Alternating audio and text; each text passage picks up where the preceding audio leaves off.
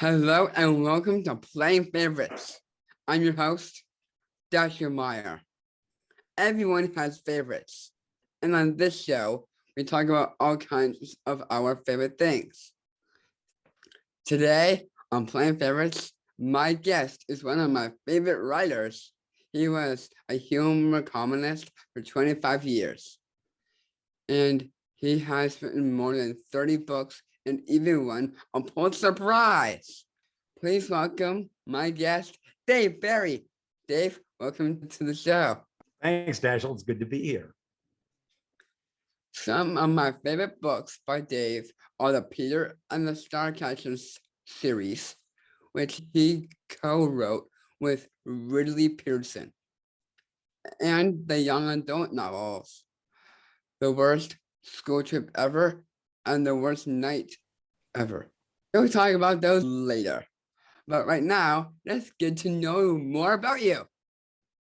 I love to write too, so I'd like to know how you got started as a writer. Well, my joke answer is that I have no useful skills, which is partly true. But I always loved to write. I was to read when I was a kid. I started reading books really early. I would read everything. I read comic books. I read the cereal box. I like to amuse my classmates when I was in school. So I fancied myself as a humor writer pretty early on. And when I was in high school, I wrote what I thought were funny columns for my high school newspaper. When I got to college, I majored in English, and I wrote, again, I thought they were funny, columns for my college newspaper. And then during the summers in college, I worked as an intern at a magazine in Washington, D.C. So it really seemed kind of logical when I got out of college to try to get a job in the newspaper business, because that involved writing. And so I got a job at a little newspaper in Pennsylvania, and I've been writing ever since. How did it feel to get your first book published? It was very exciting. And because I didn't know, that I would ever get another book published. And I think you never forget that, that feeling. Sort of like the first time you see your name on a newspaper story in a newspaper, and you want to buy, 50 copies and send it to your mom and your dad and everybody else, to look at my name on the newspaper. It's an exciting moment. I was in the newspapers twice, actually, myself. So that was exciting, right? Oh, yes. I had a time in my life when I was 10. Uh-huh. I won the Yes I Can award, and that one went in the weekly newspaper. That's very cool. And then again in the Chronicle News for Playing Favorites. Okay. So you're famous now. Well, building to world fame, actually. That's the whole plan. You're getting there. You're getting there. Yeah, I am. I love thinking of backstories for characters we all know and love. How did you get the idea to write an origin story about Peter Pan? That was not my idea. I never really, I've written novels, but they were always for grownups. And I never really thought about writing a young adult or a kid's story. But Ridley Pearson, who is I've known him for many years. He and I are in a rock band together, of a band of authors. But he was visiting my house in Miami. We were getting ready to go to the Miami Book Fair, which is a big book fair they have every year here. And the band was going to play at the book fair, and Ridley was staying with me at my house. So we were having breakfast one morning, and he said that he had been reading Peter Pan, the original Peter Pan by J.M. Barrie, to his daughter, Paige, who was 6 years old at the time. This is about, I guess, 19 years ago. And he said that Paige stopped him while he was reading the Peter Pan and asked him, how did Peter Pan meet Captain Hook in the first place? Because when you think about it, that is, J.M. Barrie, in his wonderful book, he doesn't explain anything. There's a boy who can fly. There's a captain who's a crocodile is chasing, and there are these pirates. There's Tinkerbell, and there's mermaids. It just all happens. It's this world he creates out of nothing. And Page said, asked Ridley, well, how did that happen? Where did that start? And so Ridley, this is back when we were having breakfast, said to me, he said, I thought, that might be a kind of a cool little story to write, a backstory. How did Peter Pan come to be? And he didn't really have an idea for a plot or anything. He just said, hey, and I said, well, that sounds like a very cool idea. And he said, well, would you want to write it with me? And I had not even ever thought about writing a kid's book, but I thought, well, that might be fun. And we both envisioned a very little book. I don't even really, we didn't talk about length or anything, but I think we both thought it would be a kid's book, little. And we started writing it, and it ended up not being a little book at all. It ended up being a 500 something page book. And we went way farther into the story than we ever expected we would, but that's kind of how our minds worked. And much to our surprise, it was quite successful. I genuinely, never expected to write a long book, and we never expected it to be a big deal, but it was a big deal. It became a New York Times bestseller for a long time. And we ended up writing 5 Starcatchers books, and then several other books together, all because of that one little question that Page asked. So you never know. I love this franchise of books. And what I love about it is that you gave Peter Pan a more interesting backstory. Like, we know about his mom, and it vaguely mentions his father, which I'm still quite interested in, that I want to know more about. You're scaring me now because I don't remember a lot of plot details. Well, I'll do my best to explain any questions you might have. How did you like collaborating to write the Starcatchers books? Was that hard after writing on your own for so many years? It is hard, and I don't think you could do it with anybody. At least I couldn't do it with somebody who wasn't a good friend, who I trusted, and a person that you can criticize and take criticism from, because it's really, I wrote alone, and I still write alone, and I like most writers, I think it's fine when I write it, and I don't want to change it. That's a very common attitude among writers. So it's a sensitive thing to write a book with somebody else. So we sat down together and came up with a plot. It took a couple of days, outlining what they call beats. This is going to happen, then this is going to happen, then this is going to happen. And then when we sat down to write it, we had that roadmap in front of us. He really, and I live far apart. He lives in Idaho and I live in Florida. The system we used was each of us would take a set of characters. I took mostly the kids, Peter Pan, Molly, and the kids. And Ridley took more of the grown-ups. He took the pirates, the bad guys. And so if it was, that's my wife walking behind us there, Michelle. There's Michelle. When it was there's Michelle. This is Dashiell. Hi, Dashiell. Hi. Thank you. So if it was the kids chapter, I would write the chapter. And you wrote basically, this is, in this particular chapter, the outline would say, Peter gets exposed to the star stuff and discovers he can float. So I would have to write that into a chapter form, and you'd write your chapter and then email it to the other guy. And the rule we had was the other guy could change anything he wanted to. You didn't have to explain it. You didn't have to argue about it. You could just take the chapter as you got it and change whatever you wanted to change, and then send it back. And then the rule was the guy who got it back could change it again. And we called that ping pong, these chapters going back and forth and back and forth. Ridley and I were good enough friends, trusted each other enough that we were able to work together that way. And we did it for, I don't know, like 10 books. So we really kind of had to get along to do it then. I collaborate too with my dad. Okay. Yeah, we're currently working on a story called Lord of the Jungle, and we are trying to both be satisfied with the right story, with all the right beats it's in it. Uh-huh. Uh-huh. Well, good luck with that. I don't know if I got written a book by my dad, but Well, I trust my dad like a best friend. well, that's perfect then. Then you got the right writing partner. I know, right? One of the parts in the first book that I found hilarious was Molly talking to a dolphin. Yeah. A porpoise. Yeah, porpoise. I still remember one line when it says Molly clean teeth.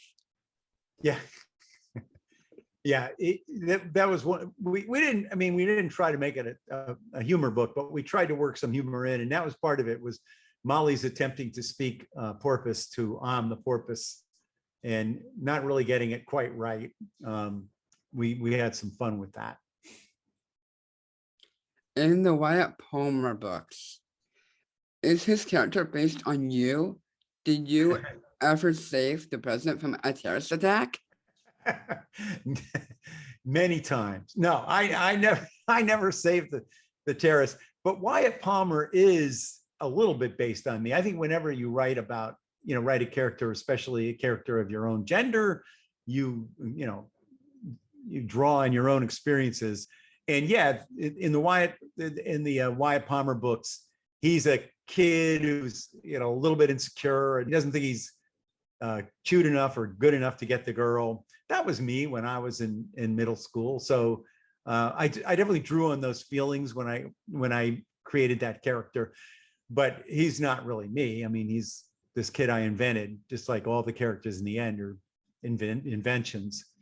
But you put a little of yourself into some part of everything you write. I mean, that's a big part of storytelling in general. Like every time you write a character, you put a little bit of yourself in that character, or to make that character more believable. Yes, you use your. I mean, everything comes from you, so there kind of has to be some of you in everything you write. What is your favorite part about storytelling?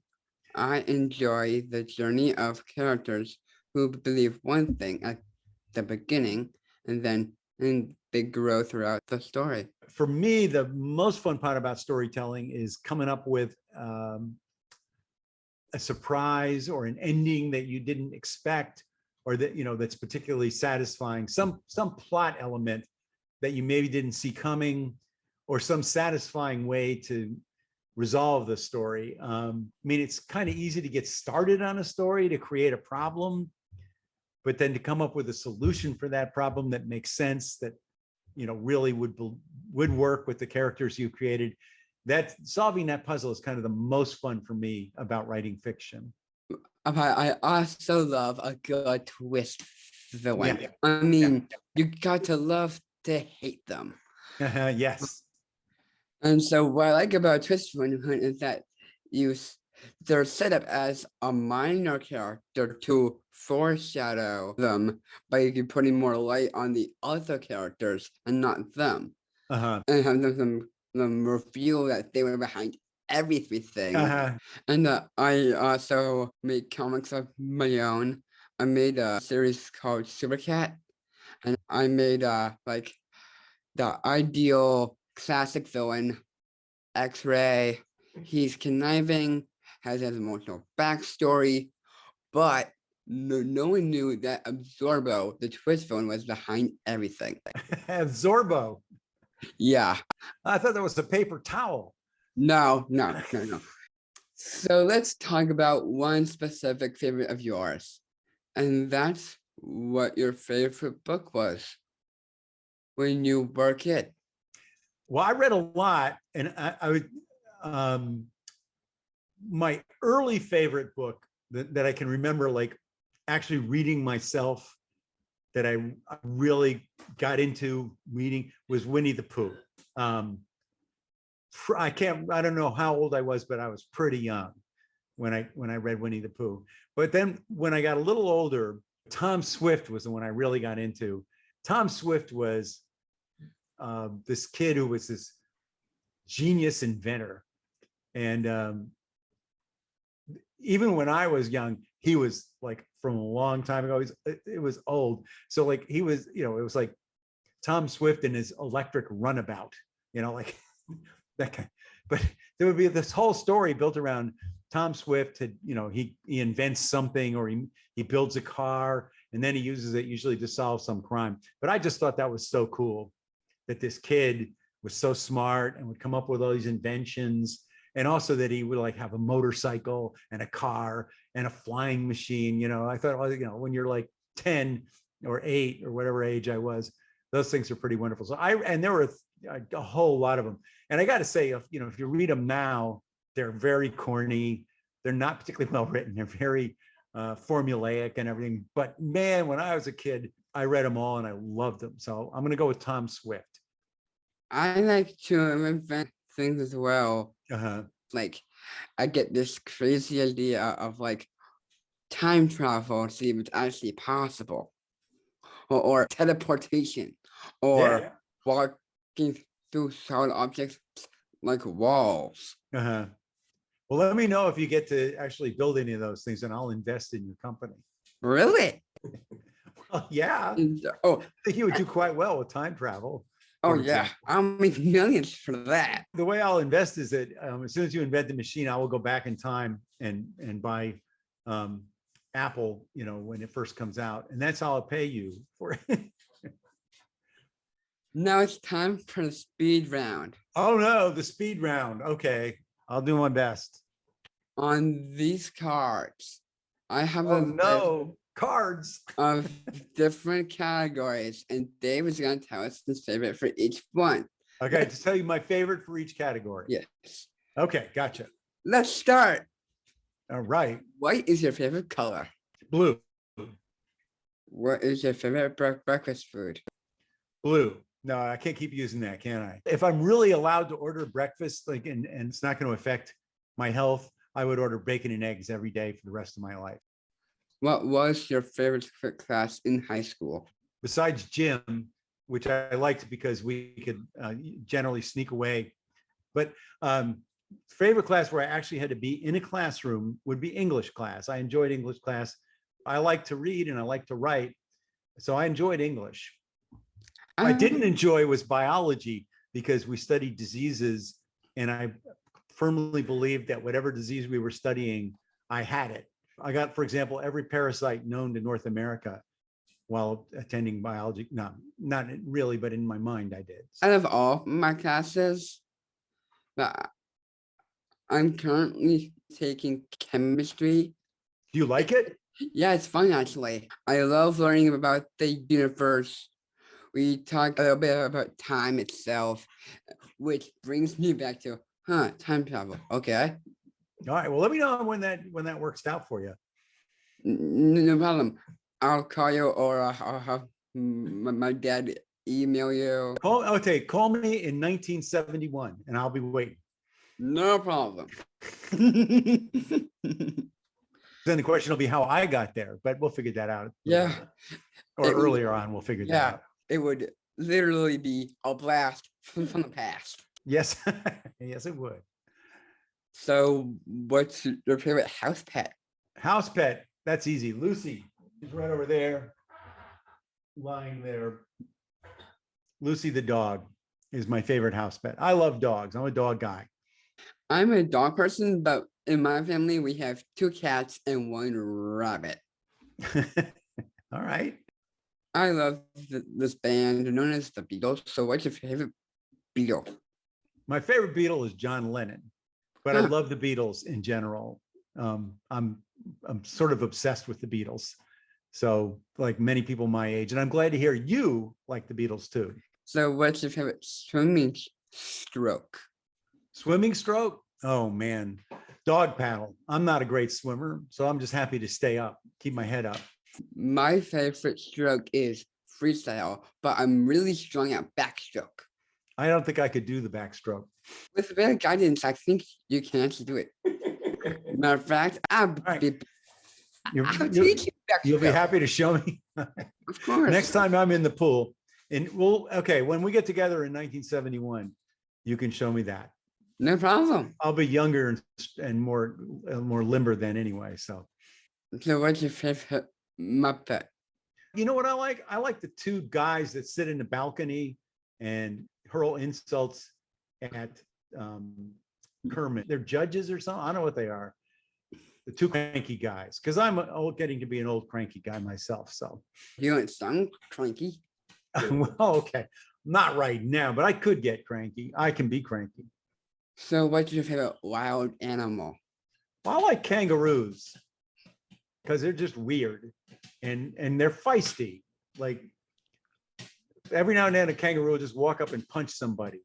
It would feel like a giant stomach ache because they use their hind feet to punch. Yeah, no, they're actually kind of dangerous. I read somewhere that in Australia, which is full of dangerous animals, poisonous spiders and venomous snakes, and that the most human deaths in Australia are caused by kangaroos. So maybe they shouldn't be my favorite. I'm not there, so I'm not worried about them right now. I like Komodo dragons and the duck-billed platypus because, well, for duck-billed platypus, they're the weirdest animal on the planet. They are weird. And maybe you like Phineas and Ferb.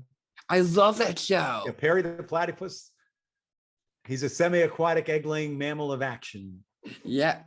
Yeah, that's a great show, and we love that platypus. I put a Komodo dragon in one of my books, in the worst night ever. I know, which I took it. I like King Tours. Good. And I love Komodo dragons because they're one of the most dangerous animals in the world, and they're the largest lizard in the world. And occasionally they're with humans. They're not. They're really pretty dangerous. Yeah, real dangerous. So what's your favorite rock, paper, or scissors? I'm going rock. Just so you know, this is probably going to impress you more than anything else I've ever done. But with my daughter during the London Olympics of 2012, participated in an international rock, paper, scissors competition in a pub in London, and we made it to the semifinals. And it was some pretty serious rock, paper, scissors competition. And it turns out there is a strategy. I thought it was random, but there is a strategy, and the people who won used the strategy, which they explained, and I can't remember. But what I learned is my daughter, who was 12 at the time, was way better than I was because she didn't think about it. She just, did it. I remember one time when my family was trying to decide something between me and my siblings. We had a 3-way roaching bout, and I won. Good for you. So I feel pride. Well, if you're ever in London, let them know. No problem. Okay. I'll most likely lose in the first round. Nah, you'll be fine. Oh yeah, I just my time machine. Simple as that. Well, that's all the time we have for today. I want to say thank you to my guest, Dave Barry. I hope you had fun. I did. This was a lot of fun, Dashiell, and I look forward to when you become even more famous than you are now, and I'll follow your show. Thank you for your support. Yeah. And I'll see you when you're younger in the past. In 1971. I'm looking forward to that. Me too. All right. Before we say goodbye, I want to let you know we'll be sending you some Playing Favorites merch. Cool. This is a magnet. All right. For your fridge. Okay. And this is a pin that you can show off to all those fans. Okay. I can't wait. And for you watching, don't forget to like, subscribe, and leave comments below. I love to read your messages. Bye now.